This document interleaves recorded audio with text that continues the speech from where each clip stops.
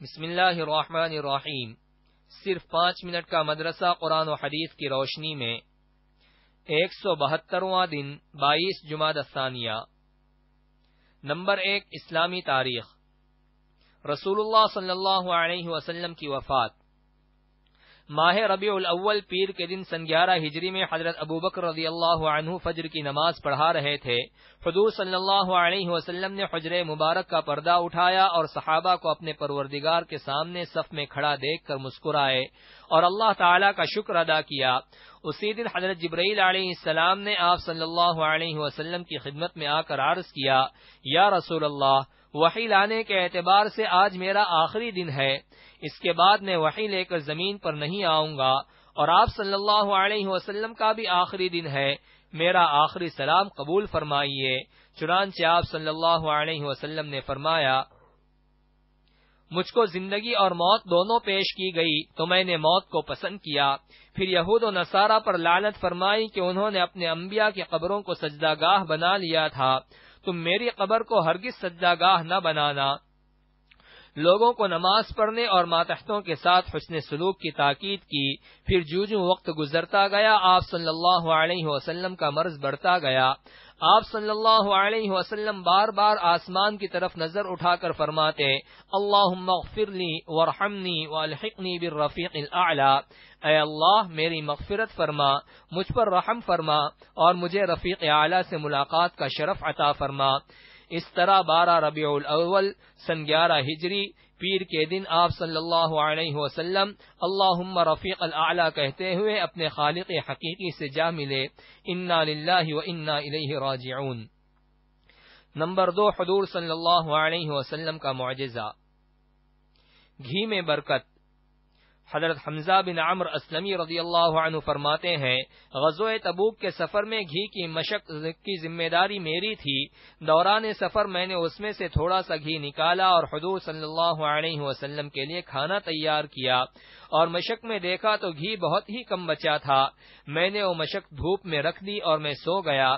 اچانک میں نے گھی کے بہنے کی آواز سنی تو میری آنکھ کھل گئی، دیکھا تو گھی بہہ رہا تھا۔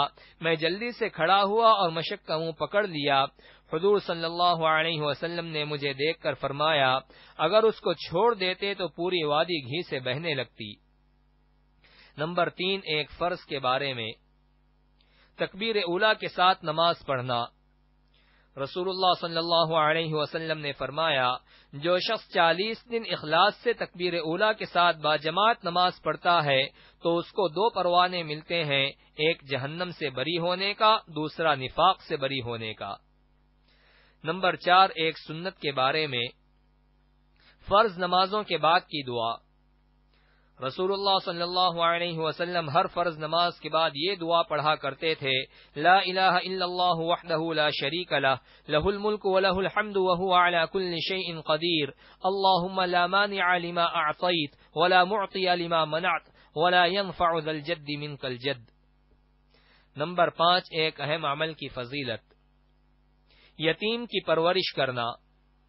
رسول اللہ صلی اللہ علیہ وسلم نے فرمایا، مسلمانوں میں بہترین گھر وہ ہے جس میں کوئی یتیم ہو اور اس سے اچھا سلوک کیا جائے، اور مسلمانوں میں بدترین گھر وہ ہے جس میں کوئی یتیم ہو اور اس کے ساتھ برا سلوک کیا جائے۔